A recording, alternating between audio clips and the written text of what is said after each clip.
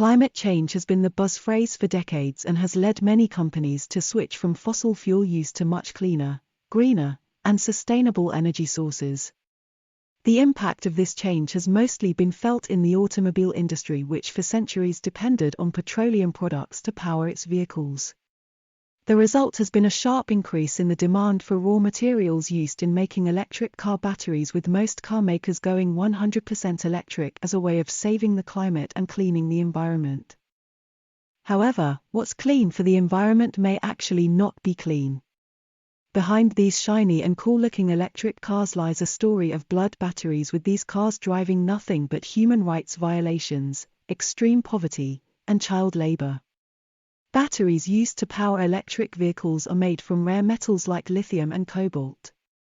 Cobalt is a bluish mineral found in the Earth's crust, which gives the battery stability and allows it to operate safely. It is also used in jet turbine generators and smartphone batteries, but its major use is in lithium-ion batteries, and half of the world's cobalt produced goes into an electric car, which requires almost 30 kilos of cobalt to power its engine. This precious metal is found almost all over the world, but the Democratic Republic of Congo alone has got the largest deposits of cobalt underneath its soils and supplies more than 70% of the world's cobalt. The country's artisanal mines are unregulated. Labor laws do not apply, no safety protocol, but they produce between 20 to 30% of Congo's cobalt. Some 200,000 miners work in these mines, with at least 40,000 of them being children, some as young as 6. These children flirt with death daily by entering vertical tunnels which are too narrow for adults to slide through. They dig for cobalt under inhuman conditions, mostly with their bare hands, no masks, no gloves, no work clothes, and sometimes just 20 minutes worth of oxygen.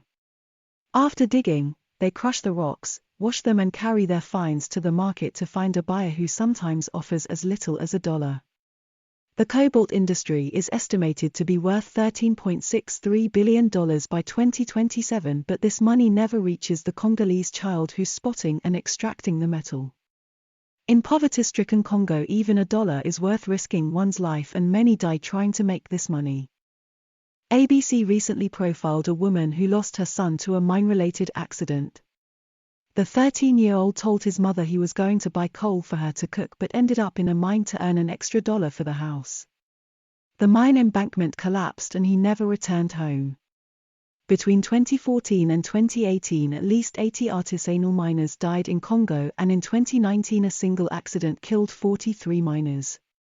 According to a recent estimate, 2,000 illegal miners die in the Congo every year, while others suffer permanent lung damage, skin infections, and life-changing injuries. The demand for cobalt has tripled over the last decade and is expected to double again by 2035.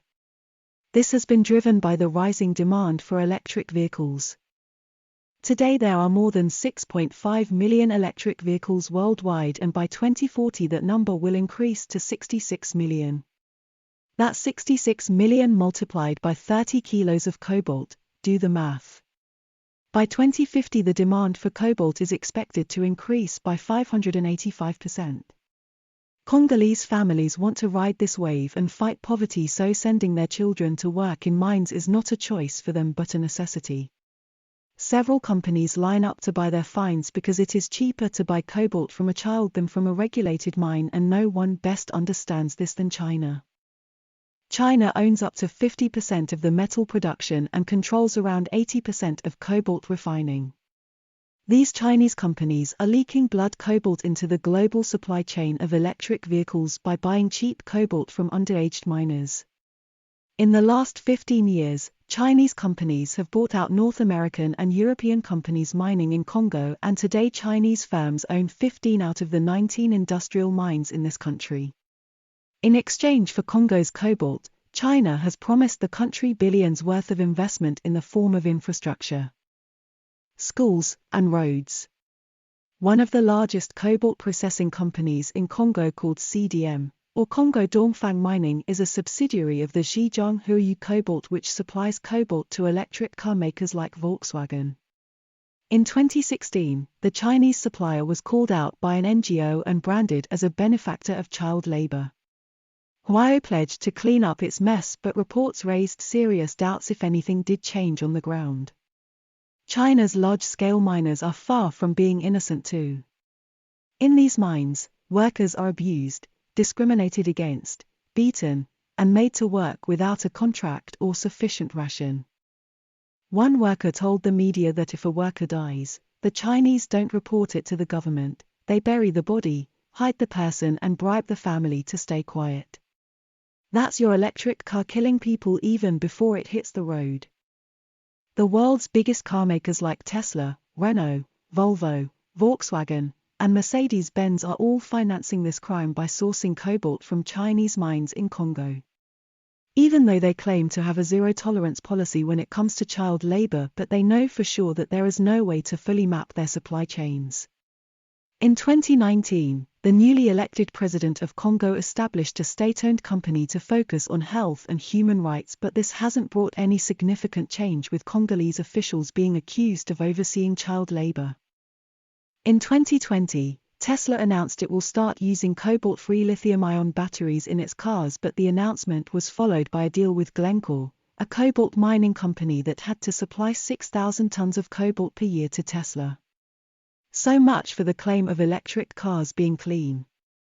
We at News 21 believe that solutions to climate change are not supposed to be at the expense of human lives, so electric vehicles have millions of miles to go before they can claim to be clean. Share your thoughts in the comment section and please don't forget to subscribe, like, and share. Thanks for watching.